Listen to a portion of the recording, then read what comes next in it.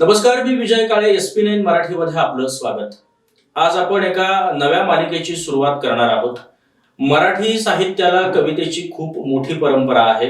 मराठी साहित्यामध्ये अत्यंत सशक्त गझलकार आहेत आणि ही कविता लोकांपर्यंत पोहोचवावी, विशेषतः आजच्या पिढीपर्यंत पोहोचवावी, हा एक हेतू ठेवून आपण SP9 एंटरटेनमेंट न्यूज चॅनलच्या वतीनं कविता, गझल आणि गप्पा गोष्टी ही नवी मालिका सुरू करतो आहोत. यामध्ये सशक्त कविता लिहिणारे कवी, गझलकार आणि एकूणच कविता, गझल या अनुषंगाने आपल्याला काही माहिती नव्याने गोळा करता येते का, अशा अर्थाने आपण गप्पा मारणार आहोत. आणि आपण या नव्या मालिकेची सुरुवात करतो आहोत राधानगरी सारख्या धड शहरीही म्हणता येणार नाही आणि निम शहरीही म्हणता येणार नाही अशा भागातून आलेल्या आणि स्वतःचा व्यवसाय सांभाळत सांभाळत गझलेवर अत्यंत मनस्वी प्रेम करणाऱ्या गझलकार विश्वास पाटील यांच्यापासून.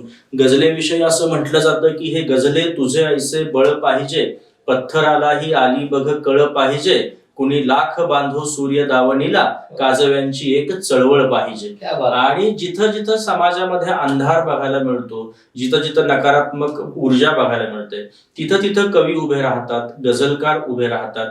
आणि विशेषतः जेव्हा एक राज्यकर्ती नावाची जमात अन्याय करायला लागते, म्हणजे इंदिरा गांधींच्या आणीबाणीच्या काळानंतर दुष्यंत कुमार यांची कविता पहिल्यांदा हत्यार म्हणून वापरली गेली, तर शस्त्र म्हणून सुद्धा व्यवस्थेविरोधात कविता, गझल आपल्याला वापरता येऊ शकते. अशा सर्वच अंगाने आज आपण गप्पा मारणार आहोत. सुरुवातीला विश्वास, मी स्टुडिओमध्ये तुझं मनापासून स्वागत करतो. मला तुला असं विचारायचं आहे की रुद्राज टेंट हाऊस नावाचा तुझा स्वतःचा एक व्यवसाय आहे आणि हा व्यवसायही तू सांभाळतोस आणि गझल ही अत्यंत छान लिहितोस. सुरुवातीला तुझ्या व्यवसायाविषयी आम्हाला ऐकायला आवडेल. व्यवसाय म्हणायचं झालं तर कोरोनाचा काळ होता आणि त्यानंतर सगळ्या शहरात राहणाऱ्या पिढ्या सगळ्या आपल्या गावाकडे आल्या. मग करायचं काय हा नक्की प्रश्न पडला प्रत्येकाला. आणि मग काय करायचं, बरेचसे मोस्टली कलाकार सुद्धा तुम्हाला भाज्या विकताना वगैरे दिसले असतील, पण मग माझ्या मनात आले की काय करायचं, कशी सुरुवात करायची, आपल्याला भाकरी तरी मिळवायची आहे. मग माझं राधानगरी तलावाच्या, शाहू महाराजांच्या तलावाच्या काठाला घर असल्यामुळं मग मी जरा शक्कल लढवली की आपण एक टेंट हाऊस चालू करू शकतो. दाजीपूर अभयारण्य सुद्धा जवळ आहे, जंगल सफारी सुद्धा आपण करू शकतो आणि मग पर्यटकांना बऱ्याचदा ओढून आपल्या गावाकडे आणून किंवा निसर्ग सौंदर्य त्यांना दाखवू शकतो, असं एक कल्पना सुचली आणि मग रुद्रा टेंट हाऊसची निर्मिती झाली. मला सांग की कविता लिहिणं आणि गझल लिहिणं यामध्ये काही मूलभूत फरक आहे का? हा, म्हणजे कविता आणि गझल मध्ये फरक आहे.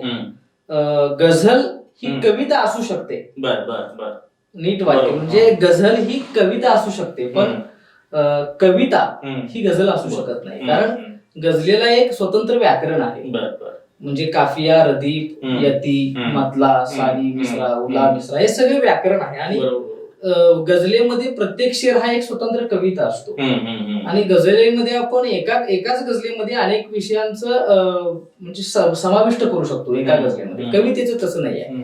कवितेचं कसं आहे की एक संघ एकच विषय आपण मांडतो कवितेमध्ये, असं. मला सांग की मराठी गझलेची जी परंपरा आहे ती अत्यंत सशक्त परंपरा आहे, तर या परंपरेकडून तुला काही शिकता आलं का? हा, मुळात मला एक मुद्दा नमूद करायचा आहे. गझलेची परंपरा म्हणत असताना बरेच लोक, म्हणजे खऱ्या अर्थाने गझलेची सुरुवात ही माधव जुलियन यांच्यापासून झाली. मराठी गझल विश्वात काम केलं माधव जुलियननी गझलेवरती, आणि मग माधव जुलियन गेले 1919च्या समथिंग, आणि मग भट्ट साहेब आले 1945 ला, मग त्यांचा 62 ला पहिला गझल संग्रह आला. मग हा असा प्रश्न पडायला पाहिजे की 1919 नंतर 1962-63 पर्यंत गझल तारली कुणी, ही परंपरा चालवली कुणी, किंवा चळवळ कुणी चालू ठेवली गझलेची? तर सशक्त नाव म्हणजे वामनदादा कर्डक. वामनदादा कर्डकांनी प्रचंड गझलेवरती काम केलं, पण त्यांना नेमकी चिमटीत धरता आली नाही गझल, जी भटांनी धरली, आणि भटांनी ही परंपरा पुढे चालवली. अत्यंत तरल स्वभावाच्या गझल तू लिहितोस, म्हणजे प्रेमाच्या अंगाने फार छान गझल लिहितोस. आणि मालिकेची सुरुवात आपण तुझ्यापासून करतो आहोत, या कविता, गझल आणि गप्पा गोष्टी या मालिकेची. तर एक अशी सुंदर गझल पहिलीच की जी आपण या कार्यक्रमातून लोकांपर्यंत पोहोचवणार आहोत.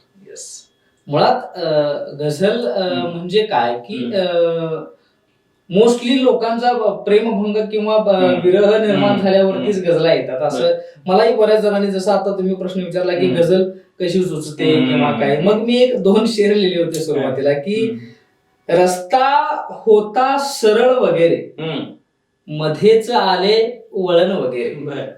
रस्ता होता सरळ वगैरे मध्येच आले वळण वगैरे, विरह तिचा हा आधी आला, विरह तिचा हा आधी आला, नंतर आली गझल वगैरे, नंतर आली गझल वगैरे. अशी सुरुवात झाली. मग मध्यंतरी एक महाराष्ट्रातल्या तमाम तरुणांनी मला त्या गझल प्रेमीयांनी एक प्रेम दिलं, ज्या रचनेला ती रचना घेतो की तू गेल्यावर या श्वासांचे काय करू, तू गेल्यावर या श्वासांचे काय करू, सांग गुलाबा या काट्यांचे काय करू, सांग गुलाबा या काट्यांचे काय करू, हरवून गेली चांदणी माझी नभात इथल्या, हरवून गेली चांदणी माझी नभात इथल्या, विखुरलेल्या या ताऱ्यांचे काय करू, सांग गुलाबा या काट्यांचे काय करू. आणि हा जरासा एक वेगळ्या विषयाच्या अनुषंगाने, मी मध्यंतरी मगाशी म्हटलो तुम्हाला की गझल ही प्रत्येक शेरात वेगळा वेगळा विषय हाताळते. तसं की दाभोळकरण पानसरे ही जिवंत अजुनी, दाभोळकरण पानसरे ही जिवंत अजुनी, पिस्तूल म्हटले, पिस्तूल म्हटले या गोळ्यांचे काय करू, सांग गुलाबा या काट्यांचे काय करू, विठ्ठल आला तुला भेटण्या शेतामध्ये, विठ्ठल आला तुला भेटण्या शेतामध्ये, हजार माझ्या या वाऱ्यांचे काय करू, सांग गुलाबा या काट्यांचे काय करू. क्या बात आहे, क्या बात आहे. अत्यंत तरल स्वभावाची गझल होती. मला विश्वास तुला असं विचारायचं आहे की मराठीमध्ये आता गझल या प्रकाराची वर्तमानातली स्थिती काय आहे? म्हणजे ताकदीनं लिहिणारे लोक आहेत, म्हणजे इतके लोक आता गझल वगैरे लिहायला लागले की ही गझलेला आलेली सूज आहे का गझलेनं धरलेलं बारसं आहे असा प्रश्न पडावा अशा अवस्थेत. तर तू उत्तम गझलकार आहेस, वर्तमानातली स्थिती काय? भटांच्या नंतरची जी पिढी होती, सानेकरांची, श्रीकृष्ण राऊतांची किंवा इलाई जमादारांची, म्हणजे ती एक समकालीन पिढी होती. त्यानंतर जी पिढी आली, नंतर मग बरेचसे आता मधुसूदन नानिवडेकर असतील, दत्तप्रसाद जोग असतील, आणि मग त्यांच्याकडून नितीन देशमुख सारखे गझलकार, अनंत राऊत सारखे गझलकार, प्रचंड ताकदीनं काम चालू आहे त्यांचं. आणि नितीन देशमुख सर आणि अनंत राऊत सरांच्या नंतर जी पिढी आली आता, मग जयेश पवार असतील, शशिकांत कोळे असतील, परत मग आम्ही असेल त्या पिढीमध्ये, मग बरंच काम चालू आहे. आणि वेगवेगळे विषय हाताळत आहेत प्रत्येक गझल. म्हणजे असं नाही की रानातल्या ढेकळापासून मेट्रो सिटीतल्या प्रत्येक सीट पर्यंत गझल पोहोचलेली आहे, प्रत्येक विषय हाताळते गझल. नितीन देशमुखांची एखादी गझल ऐकवशील? हा, नितीन देशमुख म्हणजे प्रचंड ताकदीचे गझलकार आहेत आणि त्यांनी बरेचसे विषय हाताळले. आता आत्ताच एक नवीन त्यांचा एक मुशायरा झाला, त्या मुशायरामधले एक 3 शेर मला आठवतात की जीव हा आंधळा नको होता, जीव हा आंधळा नको होता, माणसांचा लळा नको होता, जीव हा आंधळा नको होता. दगड रडला तरी रडू आले, दगड रडला तरी रडू आले, एवढा कळवळा नको होता, माणसांचा लळा नको होता, जीव हा आंधळा नको होता. असं सुंदर लिहित असतात. याच म्हणजे मी असं तुझ्या बोलण्यातून ऐकलं होतं किंवा तुझ्या मित्रांकडूनही मी ऐकत आलेलो आहे की याच गझलेचा आकृतीबंध घेऊन तू एक काहीतरी गझल लिहिलेली आहेस, तर ती आम्हाला ऐकायला आवडेल. प्रयत्न केला होता तशाच मीटर मध्ये लिहायचा की चेहऱ्यांची संख्या किती माझ्या, चेहऱ्यांची संख्या किती माझ्या, आत भिंती पडक्या किती माझ्या, चेहऱ्यांची संख्या किती माझ्या, यशाची शिडी चढून तो गेला, यशाची शिडी तो चढून गेला, अपयशाच्या पायऱ्या किती माझ्या, चेहऱ्यांची संख्या किती माझ्या,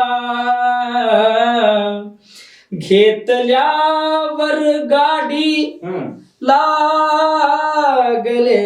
ट्रॅफिक, बर घेतल्यावर गाडी लागले ट्रॅफिक, पाय वाटा मोकळ्या किती माझ्या, चेहऱ्यांची संख्या किती माझ्या, तुझ्या उंच उंच बंगल्यामध्ये, तुझ्या उंच उंच बंगल्यामध्ये, मावतील झोपड्या किती माझ्या, आत भिंती पडक्या किती माझ्या, चेहऱ्यांची संख्या किती माझ्या. आणि शेवट बघा, लांब गेल्यावर बोलली राधा, दूर गेल्यावर बोलली राधा, जवळ होता सावळा किती माझ्या, आत भिंती पडक्या किती माझ्या, चेहऱ्यांची संख्या किती माझ्या. क्या बात आहे.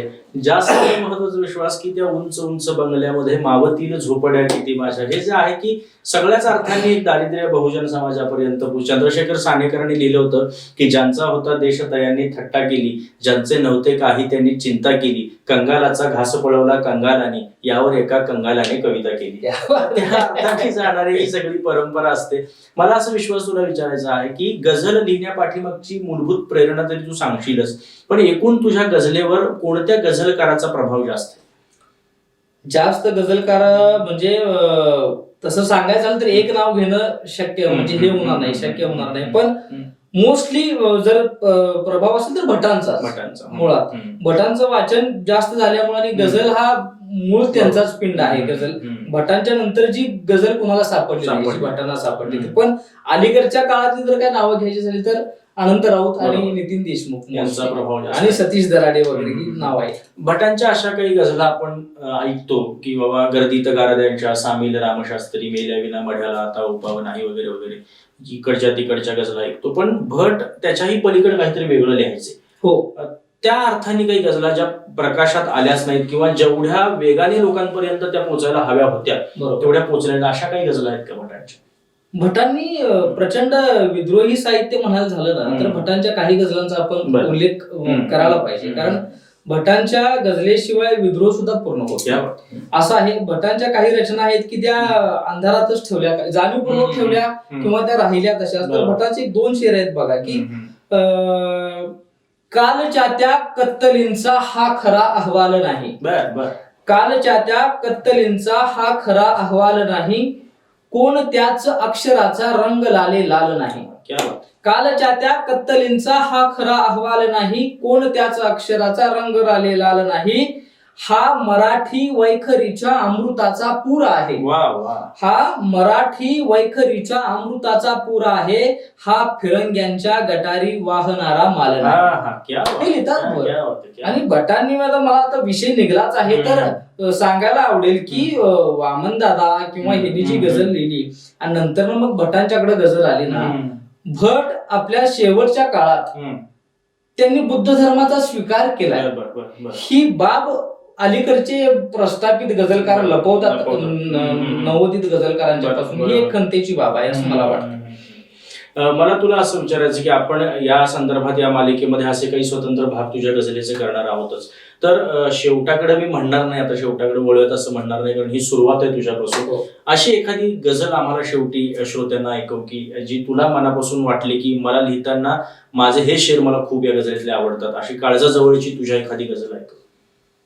माझ्या काळजाजवळची गझल मी सुरुवात ज्या गझलेने केली तीच गझल ऐकवतो, कारण नवोदित आणि लिहित्या हातांना मी ही गझल समर्पित करतो की जरी आज मोठा वसा घेत आहे, जरी आज मोठा वसा घेत आहे, उद्याच्या जगाला गझल देत आहे, उद्याच्या जगाला गझल देत आहे. नको ना विचारू कुठे चाललो मी, नको ना विचारू कुठे चाललो मी, भविष्यात तुलाही वलय देत आहे, भविष्यात तुलाही वलय देत आहे. आणि शेतकऱ्यांच्या दुःखांना समांतर जाणारा शेर बघा की कसे बीज पेरू इथे मी नव्याने, कसे बीज पेरू इथे मी नव्याने, जुन्या पेरण्यांचे इथे प्रेत आहे, जुन्या पेरण्यांचे इथे प्रेत आहे. आणि आता कोल्हापूरचे, हा झाला विदर्भातला शेतकरी, आता कोल्हापूरच्या शेतकऱ्यांचं दुःख काय आहे की जरी पावसाने सुरुवात केली, जरी पावसाने सुरुवात केली, बियांच्या नशिबी कुठे शेत आहे, बियांच्या नशिबी कुठे शेत आहे. आणि कोपर्डीचं बलात्कार प्रकरण, त्यानंतर मराठ्यांचे निघालेले बरेच मूक मोर्चे आणि परत दिल्लीत आसिफावरती झालेला बलात्कार, ह्या तिन्ही प्रकरणांना समांतर जाणारा शेर बघा की कळीच्या खुनाचा किती गवगवाहा, कळीच्या खुनाचा किती गवगवाहा, तरी चोर इथल्या कळ्यानेत आहे, तरी चोर इथल्या कळ्यानेत आहे. आणि शेवट ह्या साऱ्याला कंटाळून मला काय वाटतं की विचारून येतो यमालाच आता, विचारून येतो यमालाच आता, मला न्यायला तो कधी येत आहे, मला न्यायला तो कधी येत आहे. क्या बात आहे, क्या बात आहे. कोल्हापुरातल्या शेतकऱ्यांची व्यथा पावसाची सुरुवात झाल्यानंतर ते बियाण्याच्या नशिबी शेत असेल की नाही ही आहे. म्हणजे वैभव देशमुख म्हणाला होता की तिफण थांबवून विचार करतो आहे, हे दाणे खाऊ की पेरू काय करू. अशा अवस्थेमध्ये सुद्धा सधन शेतकरी येऊन ठेपलाय. मी मगाशी शेवटाकडे म्हणालो पण मगाशी विश्वास एक प्रश्न निसटला की कोविडचा एक 2 वर्षांचा स्पॅन होता की त्यामध्ये बऱ्याच कलाकारांवर म्हण, कवींवर, गझलकारांवर वेगवेगळे व्यवसाय करण्याची वेळ आली आणि कलाकारांच्या पेन्शनचा प्रश्न तरी अत्यंत गंभीर बनलेला होता. तर कोविडच्या काळामध्ये असे काही गझलेला तुला विषय मिळाले का की जे आतून वाटलं की आपण याही परिस्थितीवर लिहू शकतो, असं काही झालं का? 100%. कारण मुळात काय झालं म्हणजे मी तुम्हाला संदर्भ सांगतो की आपण एखाद्या कम्प्युटरला एखादा गोष्ट काहीतरी ठेवावी लपवून आणि त्या फाईलचा आपल्याला पासवर्ड आपण टाकून ठेवावा आणि 2-3 वर्ष काही गरज लागू नये. आणि मग अचानक आपल्याला त्या गोष्टीची गरज लागावी आणि आपल्याला पासवर्ड सापडू नये. असं झालं. काय झालं, आता गाव सोडून जी शहरात लोक गेली त्यांना गावाकडच्या वाटांचा पासवर्डच माहित नव्हता आणि कोरोना हा सशक्त पासवर्ड होता.